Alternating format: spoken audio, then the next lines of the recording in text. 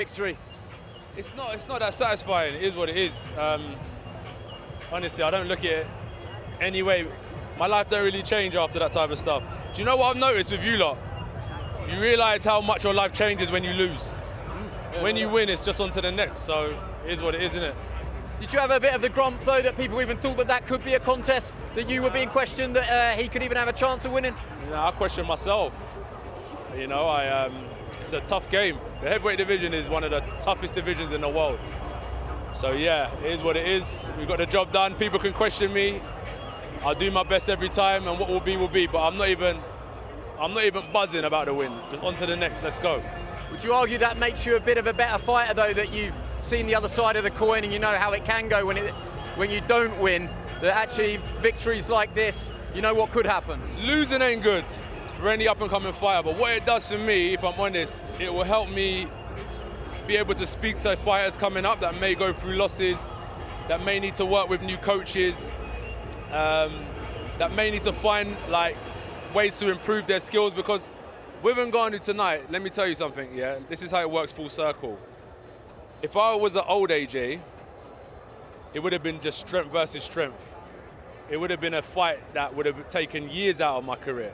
But due to the progression I've made and the dedication and the sacrifices I've made, I was able to go in there and get rid of him without hardly taking any punishment.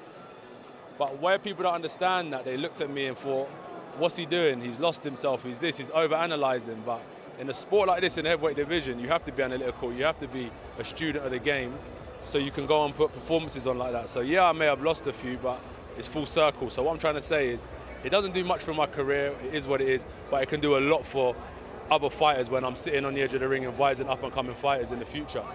You mind if I ask you about the finish? It has to be one of the cleanest right hands. You've always been a savage, brutal finisher, but that's got to be right up there. You tell me, I haven't seen it yet. I would say wait until you've seen it. It's an absolutely monstrous right hand. Arguably one of the best. Look, I don't want to keep you because I know you got lots of fans here. Yeah, exactly right. But if you would permit me to ask you about the future, and let me ask you a question. What questions are you going to be asking me in the future? Probably the same questions that I've always asked you, which I hope are the questions that people at home want me to ask. And one of those questions is going to be about Fury Usyk and the long road to undisputed, which you surely are on now.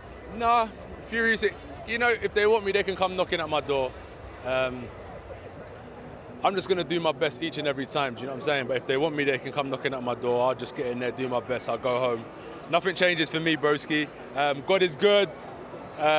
Charged up by Lucas. And if they do knock on the door, what do you open it and say? Let's go.